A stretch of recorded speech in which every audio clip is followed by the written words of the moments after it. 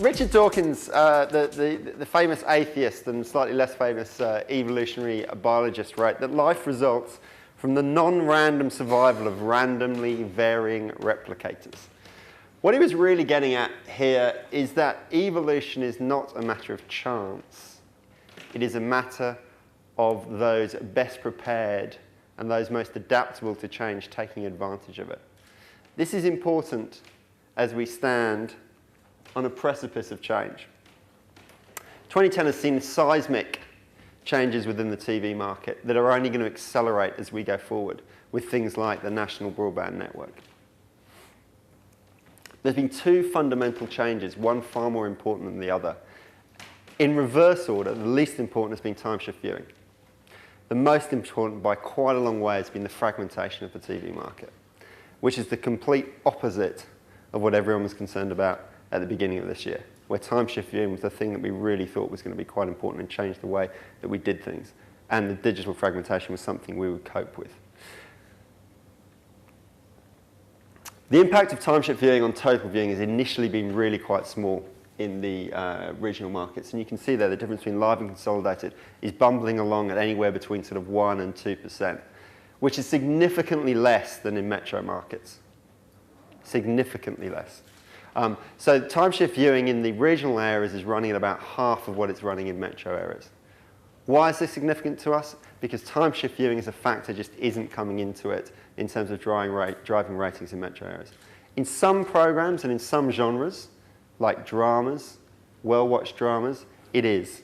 Secondary choice programs are still important from a time shifting point of view.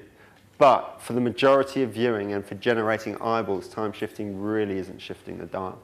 It will, but just not for a while.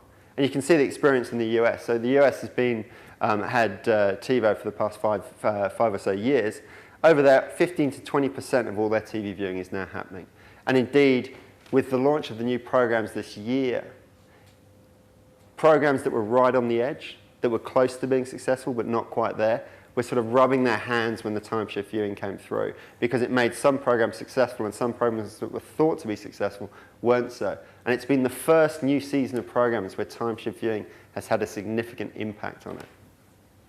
But it's not time shift viewing that we need to worry about and concern ourselves going forward. It's the new channels which have had by far the more profound effect upon what we're doing.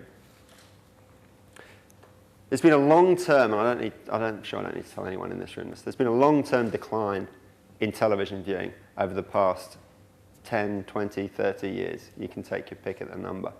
Until this year.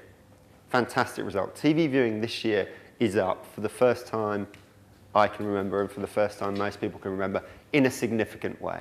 There's been small increases here and there. You can see in 2006 a very small increase. But 2010 is the first time that we have seen significant increases in television. So overall viewing is up, a great result. But this increase in viewing has come at the expense of fragmenting the existing audience. And we talk about the digital channels. It's not digital channels. It's basically access to 5 new channels that weren't there before. I think a week before last, they were up at 25% share they were running at.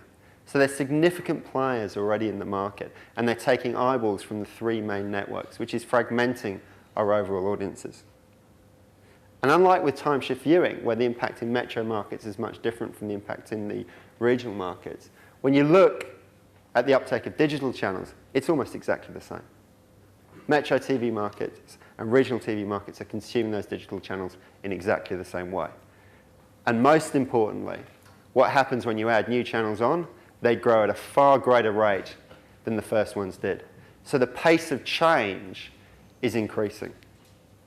So I'm going to take issue there, because people are, and as you said, very keen for more choice within the television market. It is really driving change and uptake, and new channels coming on board are increasing and growing at a far greater rate than the previous channels. The impact of the national broadband network as well cannot be understated. It's rolling out first, as we know, thanks to Julia, in regional areas, and its impact will be enormous. Already, I know Tasmania, the uptake was only about 50%. I thought 50% was quite good, but apparently it's not. Karma and Armidale, I was listening to the radio yesterday, they've got over 80% uptake in those areas where they're rolling it out. So there's a massive appetite for broadband And at the speeds that they're talking about, it's a complete game changer. We talk now about a future of screens and convergence, and it's going to happen sometime in the future. But it's close, but we don't need to do anything yet. But we should, but we haven't. We haven't actually taken note. Well, we know it's coming, but we've kind of ignored it. We've gone with it, she'll be all right type approach. The minute that the broadband network rolls out into markets, it's going to fundamentally change the way people are watching television, straight off the bat. We're not suddenly going to start watching lots of short-form content and cats riding around on turtles. But what we will be doing is accessing our content from different areas. Initially, probably at the paid stage, so it won't be taking up so much. But in future, what's to stop me getting the latest episode of CSI straight from CBS? Not a lot, particularly not if I know how to change my IP address, and I can just ask Google how to do that. So the broadband network is going to have a significant impact on how people watch TV. And primarily, it's going to make even more choice. We've gone from a 3 to a 9 channel, or 8 plus 1 channel world. We'll be going to a 1,000, 100,000, million channel world very, very rapidly, where people can get any form of content from wherever they want in the world.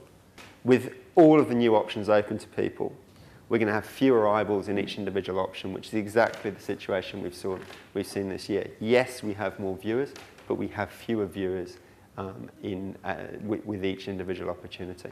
And this is important because it means that we need to change the way that we are thinking about advertising and change the way that we're working. And we need to work together, both advertisers and media owners, in order to bring these changes about.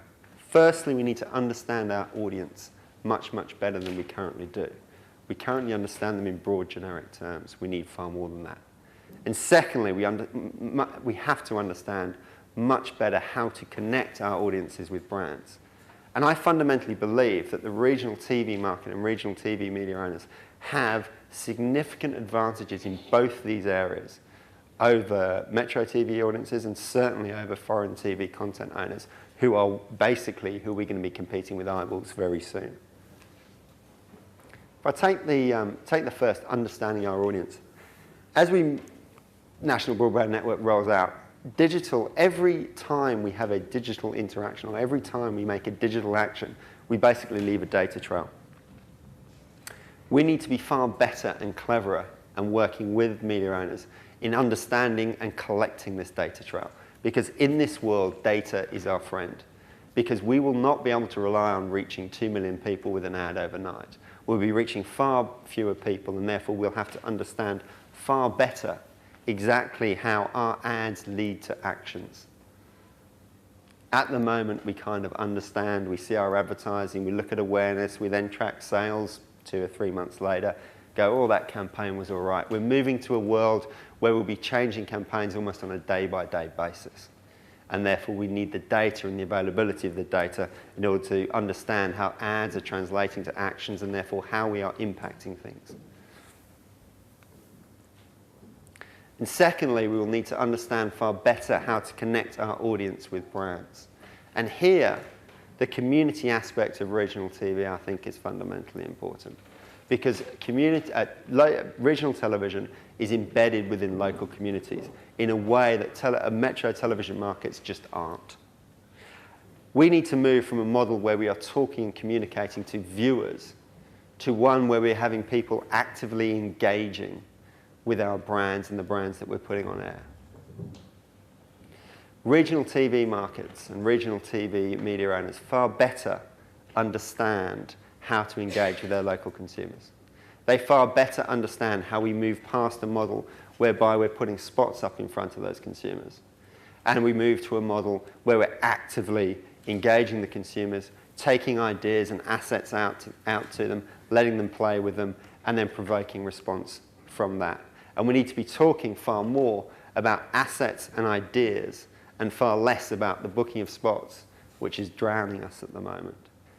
With regional TV partners, we have a real opportunity to change this because they are facing, and you are facing, exactly the same issues that we are. More spots, less time to do them, less revenue from each spot, and yet you have a fundamental understanding of the local consumers that you can bring to us as advertisers and that we can take and go forward with. We have to adapt. now. Otherwise, the change that is coming, because we cannot prevent the changes, will lead to us dying out in much the same way as the dinosaurs did. That's me.